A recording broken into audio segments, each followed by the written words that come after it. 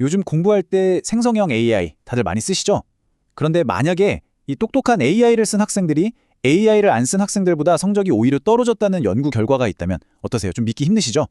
오늘 바로 그 이야기, 우리의 상식을 완전히 뒤집어버리는 AI 학습의 역설에 대해 한번 제대로 파헤쳐 보겠습니다. 자, 바로 이 그래프 좀 보세요. 이게 오늘 이야기의 핵심이거든요. 브라질의 한 대학에서 실제로 진행된 연구 결과인데요. 한 그룹은 45일 동안 챗GPT를 마음껏 쓰면서 공부하게 하고 다른 그룹은 그냥 예전 방식 그대로 공부하게 했어요. 근데 결과가 정말 놀랍습니다.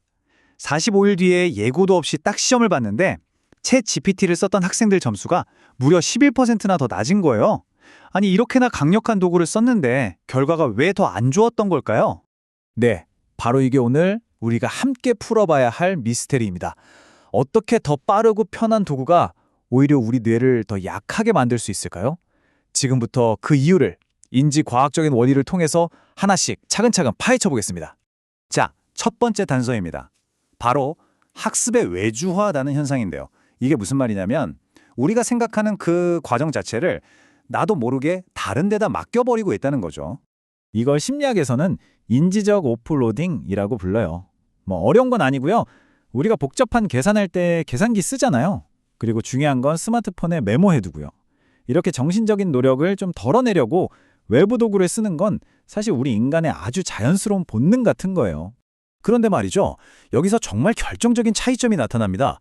계산기는 딱 계산이라는 특정 작업 하나만 대신해 주잖아요. 근데 생성형 AI는 완전히 달라요. 여기 보시는 것처럼 문제 해결, 글의 구조 짜기, 심지어 개념 설명까지 이 모든 생각의 과정 전체를 대신해 줄 수 있다는 거죠. 다시 말해서 우린 단순히 일을 맡기는 수준을 넘어서 생각하는 그 과정 자체를 통째로 외주로 줘버리는 셈이 되는 겁니다. 자, 이제 두 번째 퍼즐 조각을 맞춰볼 시간입니다. 바로 진짜 학습에 꼭 필요한 바람직한 어려움이라는 게 사라지고 있다는 문제예요. 교육 심리학에 보면 바람직한 어려움이라는 아주 중요한 개념이 있어요. 이게 뭐냐면 공부가 좀 힘들고 어렵게 느껴질 때 있잖아요. 바로 그때 오히려 더 깊고 오래 기억에 남는 학습이 일어난다는 거예요. 문제를 풀려고 막 끙끙 앓는 그 시간, 답을 떠오르려고 애쓰는 그 노력, 바로 그런 것들이죠. 핵심은 바로 이거예요. 정보를 이해하고 기억해내려고 애쓰는 그 힘든 과정 자체가 기억의 통로를 더 튼튼하게 만든다. 우리가 근육 키우려고 일부러 무거운 거 들고 운동하잖아요. 뇌도 똑같아요. 이런 적절한 힘겨움을 겪어야 지식의 근육이 단단하게 붙는 거죠. 근데 AI는 어떨까요? 질문만 넣으면 거의 바로 완벽한 답을 툭 내놓잖아요. 우리가 끙끙댈 필요도 없고 이 정보 저 정보 연결하느라 머리 쓸 필요도 없고 기억을 끄집어낼 노력도 필요 없어져요. 바로 이 순간 학습에 꼭 필요했던 그 바람직한 어려움이 그냥 싹 사라져버리는 겁니다.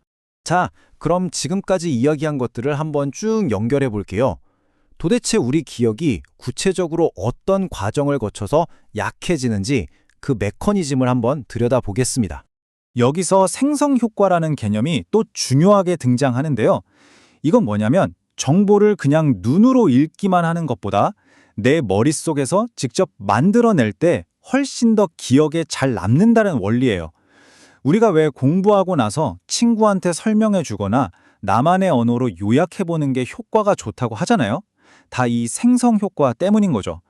이걸 보면 그 과정이 한눈에 보입니다. 학습이 무너지는 도미노 효과라고 할 수 있죠. 자, 첫 번째 도미노가 넘어갑니다. AI에 기대면서 생각을 인지적 오프로딩하죠. 그럼 두 번째, 학습에 꼭 필요한 바람직한 어려움이 사라져버려요. 세 번째, 정보는 깊이 있게 처리되지 못하고 그냥 얕은 수준에서 쓱 지나가 버립니다. 그리고 마지막 도미노, 결국 이 모든 게 기억이 뇌에 단단하게 새겨지는 기억 공고화 과정을 방해하게 되는 겁니다. 와르르 무너지는 거죠.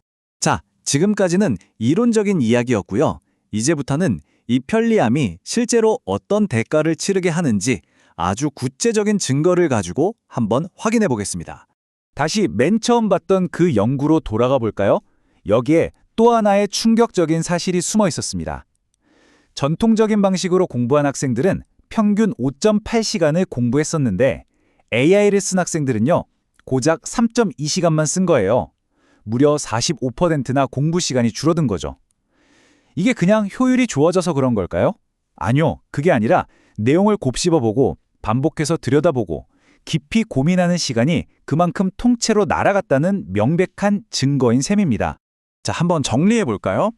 AI에 너무 의존하게 되면 첫째, 내 머리로 정보를 만들어내는 생성 효과가 약해지고요. 둘째, 기억이 뇌에 단단히 자리 잡는 기억 공고화 과정이 방해를 받습니다. 셋째, 당연히 복습하고 반복하는 시간도 줄어들겠죠?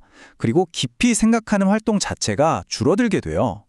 심지어는 내가 해냈다 하는 그 성취감이 줄어드니까 공부하고 싶은 마음, 즉 내재적 동기까지 약해질 수 있다는 겁니다. 결국 이 한 문장으로 모든 게 요약될 것 같습니다. 오늘의 편리함이 내일의 유능함을 대가로 요구할 수 있다. 지금 당장은 너무 쉽고 편하죠. 하지만 장기적으로 봤을 땐 스스로 생각하고 문제를 해결하는 가장 핵심적인 능력을 잃어버릴 수도 있다는 아주 강력한 경고 메시지인 겁니다. 물론 그렇다고 AI를 아예 쓰지 말자는 얘기는 절대 아닙니다. 중요한 건 이 강력한 도구를 어떻게 현명하게 쓸 것인가 하는 점이죠. 그래서 우리는 스스로에게 항상 이 질문을 던져봐야 합니다. 나는 지금 AI를 내 생각을 돕는 조수로 쓰고 있는가? 아니면 내 생각을 대신하는 주인으로 섬기고 있는가? 이 질문에 여러분이 어떻게 답하느냐에 따라 미래의 학습 능력은 완전히 달라질 겁니다.